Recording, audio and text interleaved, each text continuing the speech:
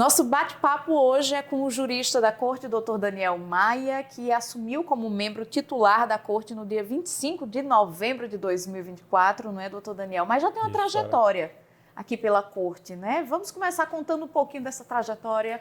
Perfeito, Sara. A gente começou aqui na Corte, a primeira nomeação veio em novembro de 2019, à época presidente desembargador Glauber Rego, vice-presidente desembargador Cornélio, e naquela época o Diário Oficial sai sempre às madrugadas, e naquela época, como tinha um julgamento importante a ser feito no dia posterior à minha posse, o desembargador Glauber pediu que eu tomasse posse com urgência, porque eu já ia tomar assento na Corte para julgar esse processo, tendo em vista um alegado impedimento de um membro jurista da Corte, e eu já atuei desde o primeiro dia como substituto a esse gabinete, e foi minha primeira sessão e de um processo mais nevrálgico, onde tinha envolvido cassação do mandato de prefeito de interior, e que foi o processo mais marcante nesse primeiro momento, nessa primeira etapa de Corte Eleitoral. É sempre muito tenso, não é? Um processo de julgamento de cassação. Sempre muito tenso, porque a gente precisa levar em conta, além das provas serem robustas ou não nos autos do processo, a gente precisa levar em conta o sufrágio universal. Então, aquele gestor, agente político que está sendo julgado naquele momento, ele foi eleito pelo voto popular. Então, a gente precisa sopesar essa parte também e, sobretudo, também a análise dos autos e ver o que tem de prova para poder sedimentar a decisão e fazer justiça, de certa forma. Verdade. Agora, eu queria que o senhor contasse um pouquinho da sua formação, se teve alguma influência mais próxima de casa, o que lhe trouxe, na verdade, né, até aqui. Eu sou egresso do Colégio Marista de Natal, então fiz, assim que saí do pré-vestibular em 2001, comecei a faculdade de Direito na Universidade de Potiguar, e eu tenho familiares na área. Meu avô foi desembargador do Tribunal de Justiça da Paraíba, foi presidente do Tribunal Regional Eleitoral da Paraíba, se aposentou novo, depois foi ser fazendeiro. Meu pai também é da área de Direito.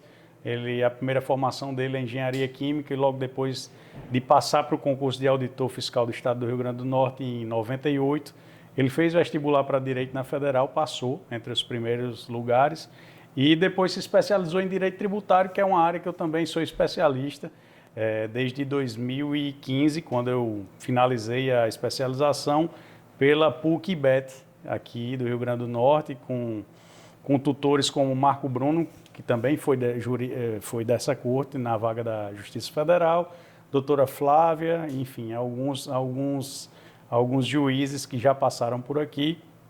E na minha formação eu fiz o NP, me formei em 2010, em 2009 fui morar em Brasília, passei 2010 todo naquela cidade, me especializei em Direito Público.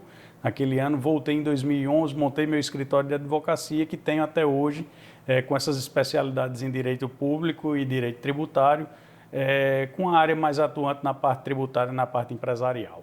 Como é que chega, assim, ao eleitoral?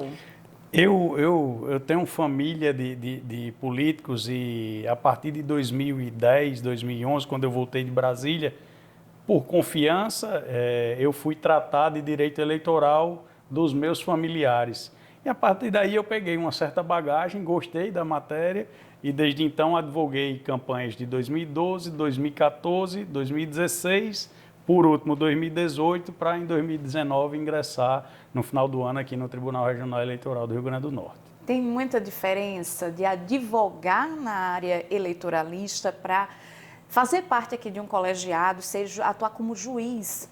Tem uma diferença grande você atuar num colegiado, e principalmente na parte de julgamento, que é a nossa função aqui.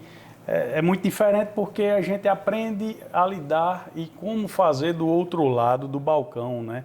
A gente, como advogado, a gente empreende nossa tese para que o juiz entenda. E aí, do outro lado, a gente sabe especificamente o que é necessário para julgar um processo, quais os argumentos que precisam ter. Então, é uma função que que empenha uma certa dificuldade e, ao mesmo tempo, você vai aprendendo a lidar e isso funciona do lado reverso para a nossa advocacia, que não há impedimento, né? O nosso impedimento legal é só de advogar na área eleitoral e a nossa advocacia continua plena. Então, essa parte de atuar como juiz de uma colenda corte, como é o Tribunal Regional Eleitoral do Rio Grande do Norte, facilita para a gente atuar na atuação na parte privada como advogado.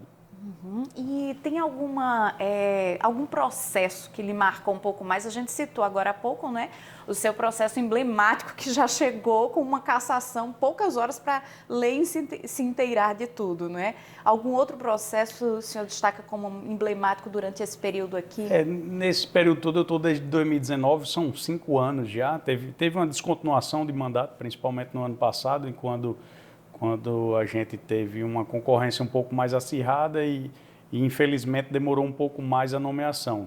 De qualquer forma, eu cito esse precedente desse primeiro julgamento no dia que entrei nessa corte aqui, que é de um município do interior do estado do Rio Grande do Norte, onde já é recalcitrante eleições lá depois de perdas de mandatos eletivos das eleições principais. A gente tem alguns municípios, não é, aqui no estado, alguns municípios mais complicados.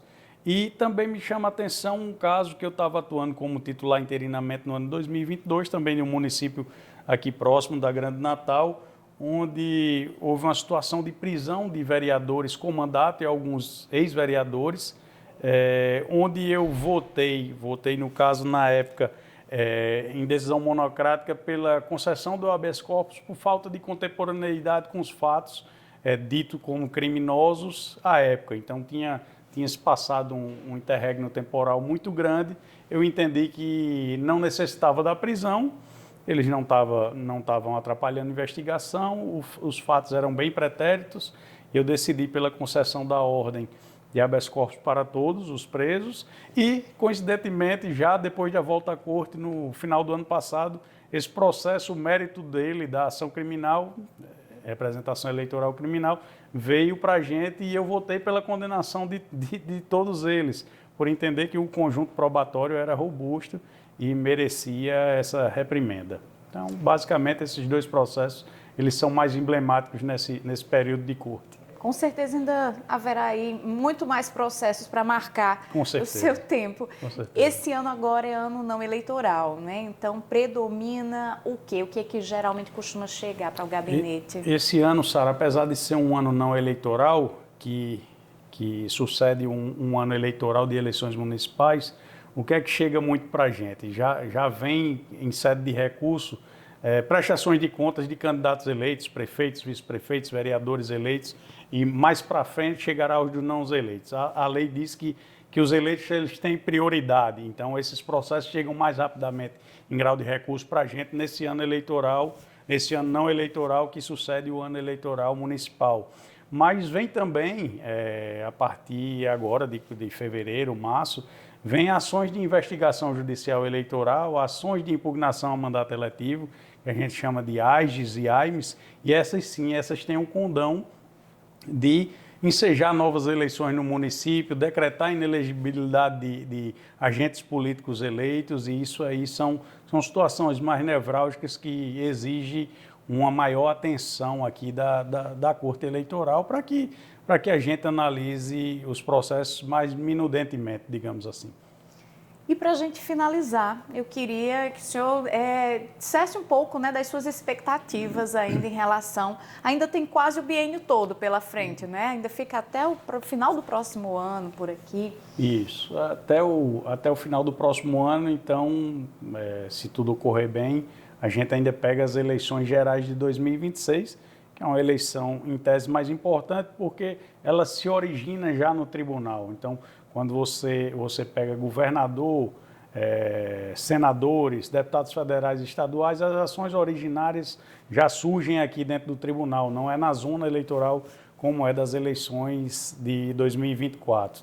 Então, a gente tem uma composição na corte muito equilibrada, com várias divergências de pensamento, mas de uma forma, todo mundo muito ponderado, conseguimos divergir de forma muito educada e eu acho que a gente consegue, de certa forma, ter credibilidade no final das contas e eu acho que é isso que importa.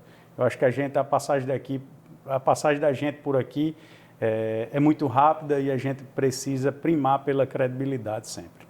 E eu disse que era a última, mas ainda vou fazer a última, né? Porque já Tá que a gente citou, eu nessa... estou gostando, já que a gente citou eleições de 2026, tem preocupado bastante, né? Assim, você acha que desinformação é o que mais vai pesar? O que mais vai pesar? Tem preocupado bastante já desde 2022, a gente tem batido nessa tecla da desinformação. A inteligência artificial, por um outro, tem suas benesses, mas, por outro lado, ela presta um desserviço de desinformação à população em geral, porque muitas vezes não se dá tempo de retificar pela verdade. Então, quando são se situações... retifica, não se retroage mais. Não se retroage mais, e aí? A lei, a gente precisa, e aí... Como é feita a legislação eleitoral? Através dos julgados que são feitos em demasia pelo TSE, edições de resoluções e pouca coisa aí em emendas constitucionais e legislações ordinárias. O que é que acontece? A gente precisa se modernizar, a nossa legislação precisa se modernizar para pegar essa modernização do mundo. A inteligência artificial hoje já é uma realidade há muito tempo. Então, a gente precisa se adequar a isso para poder dar aplicabilidade e penalidade, se necessário for, em casos que se desvirtuem da realidade fática, entendeu? Verdade. Ainda teremos outros bate-papos até lá, falando sobre o assunto. À disposição sempre. Doutor Daniel, sucesso, viu, durante o seu biênio. Muito obrigada. Obrigado, Sara. Até a próxima. Até. Tudo de bom.